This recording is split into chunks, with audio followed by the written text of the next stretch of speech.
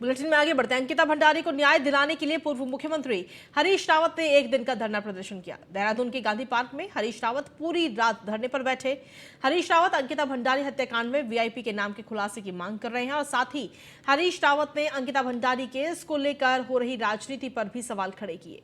Gandhi park में धरना दे रहे हरीश रावत ने न्यूज़ 1 इंडिया से कहा कि अंकिता भंडारी केस में जांच किसकी हो रही है और पुख्ता जांच को लेकर जनता को विश्वास होना चाहिए, क्योंकि इस समय जनता का विश्वास डगमगाया हुआ है। अंकिता हत्याकांड से जुड़े जितने पहलू हैं वो साफ नहीं है। मामले में अदृश्य वीआईपी कौन है जिसको हमारी पुलिस ट्रेस नहीं कर पा रही है, उसको भी कानून के शिकंजे में लाया जाए। हरीश रावत धरने के बाद अगला आंदोलन भी जल्द तय करेंगे, लेकिन हरदा ने अभी तक इस पर पत्ते अपने नहीं खोले।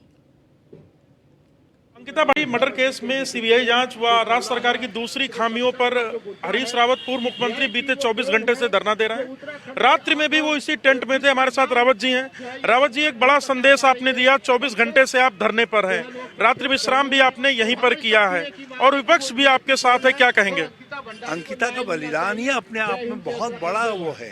ये उत्तराखंड के इस जीवन के इस काल का सबसे बड़ी दुखद घटना है और एक इसके पीछे जो लोक शक्तियां हैं वो उत्तराखंड को अंधकार में ढकेलने वाली शक्तियां हैं और सरकार उनको बचाने का प्रयास कर रही है। अब मैं सीधे सीधे आरोप लगा रहा हूँ। कल तक मैं चाहता था कि सब आए, वो भी आए, उनका भाजपा के लोग भी आए और हम सामूहिक रूप से कहें नहीं, हम अंकिता के हत्यारों को खोज करके निकालेंगे, उस वीआईपी को भी खोज करके निकालेंगे। अब भाजपा उसको ढकती भी लग रही है, उसको बचाती भी लग रही है। तो हमने यहाँ धरना जरूर जो है समाप्त करेंगे, मगर आगे की लड़ाई कैसे लड़ी जाए इस मामले में, उस पर भी हम सोचेंगे और लड़ाई लड़ेंगे। रावत जी, हमने कल देखा, कल जैसे आपका धरना शुरू हुआ, राज्य सरकार के मंत्रियों के भी वक्तव्य आने लगे आपके धरने के खिलाफ। अभी तक वो मंत्री बोल नहीं रहे थे, बीमार थे, आखिर ऐसा क्या हुआ? एक रणनीति के तहत लोगों से बुलवाया गया और ठीक है, आप अंकिता के बलिदान को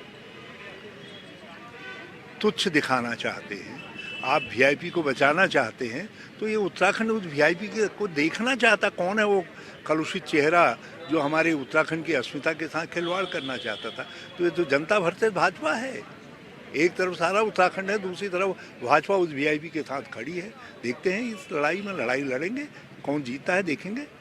बहुत शॉर्ट टर्म के नोटिस पर आपके धरने में विपक्ष भी काफी संख्या में आया, तो क्या माना जाए रावत जी के नेतृत्व में विपक्ष भी भाजपा के खिलाफ एकजुट हो रहा है? किसी का नेतृत्व नहीं है। नेतृत्व हमारा जो है अंकिता की आत्मा कर रही है, जिसने शहादत दी है। रावत जी का अगला प्लान क्या है?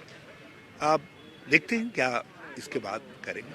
अभी तो कुछ हरिद्वार के लिए करना है, कुछ और बातें करनी है, लेकिन मैं आगे देखते हैं क्या करना है। हरीश रावत जो बीते 24 घंटे से धरने पर हैं और रात में भी उन्होंने रात विश्राम यहीं पे किया है। हरीश रावत ने एक बड़ी बात कही है कि विपक्ष के साथ ही जनता एक तरफ है और सरकार एक तरफ। महत्वपूर्ण बात यह है कि अंकिता भंडारी केस में वीआईपी को बचाया जा रहा है और जांच सही दिशा में नहीं चल रही है। कैमरा सहयोगी संदीप के साथ सुदीप जैन, न्यूज़ 1 इंडिया, देहरादून।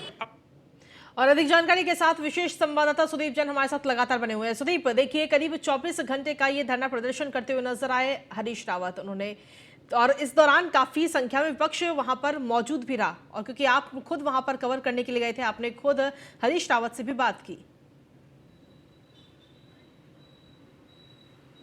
जी देखिए, हरीश रावत कल 12 बजे गांधी पार्क पर धरने पर बैठे थे और उन्होंने कहा था 24 घंटे मेरा धरना जारी रहेगा। रात्रि में वो उसी टेंट में उन्होंने रात्रि विश्राम किया है और कुछ आग वगैरह जलाई गई थी आसपास, ताकि चूंक माइनस डिग्री में और 4 से 5 डिग्री तापमान हो रहा है। हरीश रावत बुजुर्ग हैं और बावजूद उसके उन्होंने एक मजबूत जिजीविषा दिखाते हुए विपक्ष की भूमिका को अदा किया है। उनके साथ यूकेडी और कांग्रेस के अलावा अन्य दलों के नेता भी उनके साथ अंकिता भंडारी मर्डर प्रकरण पर एक साथ जुटे दिखे, जो सीधे तौर पर एक मैसेज है कि अंकिता भंडारी प्रकरण को लेकर राज्य सरकार को विपक्ष अब किसी भी मौके पे, किसी भी मोर्चे पर छोड़ने वाला नहीं दिख रहा, क्योंकि वीआईपी को लेकर अभी भी स्थिति साफ नहीं है और वीआईपी कौन था जिसको लेकर अंकिता पर दबाव था। बहरहाल हरीश रावत ने एक बड़ी बात कही है कि आज के धरने के बाद जो 24 घंटे का उनका आंदोलन था, इसके बाद उनकी अगली रणनीति तैयार होगी। और उन्होंने हरिद्वार जिले का विशेष जिक्र किया है, यानी राजनीतिक रूप से कहीं ना कहीं अभी भी हरीश रावत को हरिद्वार जिले पर विशेष फोकस है।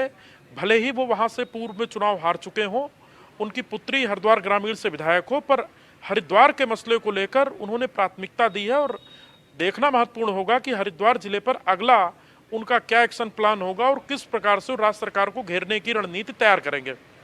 ठीक है, शुक्रिया तमाम जानकारी देने के लिए सुदीप। और इसी के साथ चलिए बुलेटिन में आगे बढ़ेंगे। देहरादून में अंकिता भंडारी हत्याकांड मामले में हरीश रावत के किए गए धरना प्रदर्शन और 24 घंटे के लिए प्रदर्शन स्थल पर रहने पर राज्य के मंत्रियों ने भी अपनी अपनी तीखी प्रतिक्रिया दी। मंत्रियों का कहना है कि हरीश रावत के प्रयास सिर्फ राजनीति और जनता को गुमराह करना है। मंत्री के बारे में यदि बात करते हैं तो हम लोग देखते हैं कि किस प्रकार से जब से राज्य में चुनाव होने की बात आई, 2022 का चुनाव हो, चाहे उनके स्वयं के लड़ने का चुनाव हो, चाहे उन्होंने दलित मुख्यमंत्री बनाने का चुनाव हो, चाहे सत्ताधारी सरकार को जो है कितनी नौकरियां आपने दे दी हैं उसकी चेतावनी हो, या उनका गंगा में स्नान करना हो, उससे उनको जो कुछ भी उनकी आत्मा की आवाज़ बोलती हो, आपने उनको कहाँ टिकाऊ पाया है। आप यदि देखेंगे तो उनके धरना प्रदर्शन केवल और केवल मैं समझती हूँ कि मीडिया में रहने का एक माध्यम है, इससे ज़्यादा कुछ नहीं। यदि वो बहुत कुछ कर रहे होते तो मुझे लगता है कि जो कांग्रेस की प्रतिदिन जो है, जो दिन प्रतिदिन जो गिरावट आ रही है, चाहे संख्या बल से चाहे वैचारिक रूप से, मैं समझती हूँ कि उनको उस पर चिंतन करना चाहिए। और जो वो स्वयं कांग्रेस के लिए संकट बन चुके हैं, सबसे पहले तो वो अपना जो है इस बारे में ज़रूर चिंतन करना चाहिए कि वो कांग्रेस को क्या अस्तित्व में भी रखना चाहते हैं, नहीं रखना चाहते हैं। अब उन पर काम तो कुछ है नहीं हरीश रावत जी पे, अच्छा है, समय काटने के लिए कुछ ना कुछ तो करना है उनको। बहन अंकिता भंडारी हत्याकांड वाले मामले में सरकार न्यायालय प्रक्रिया से, पुलिस प्रक्रिया से भीगी है और सब चाहते हैं, माननीय मुख्यमंत्री जी चाहते हैं, हमारी सरकार चाहती है कि अंकिता भंडारी हत्याकांड में जल्दी जल्दी न्यायालय से दोषियों को कड़ी से कड़ी सजा मिले। मगर इसी बीच में न्यायालय प्रक्रिया को बाधा पहुंचाने के लिए अपने प्रदेश के पूर्व मुख्यमंत्री छोटी छोटी बातों को लेके सड़क पर, चौराहों पर बैठ जा रहे हैं, जो न्यायालय की प्रक्रिया को बाधा पहुंचाने का काम कर रहे हैं।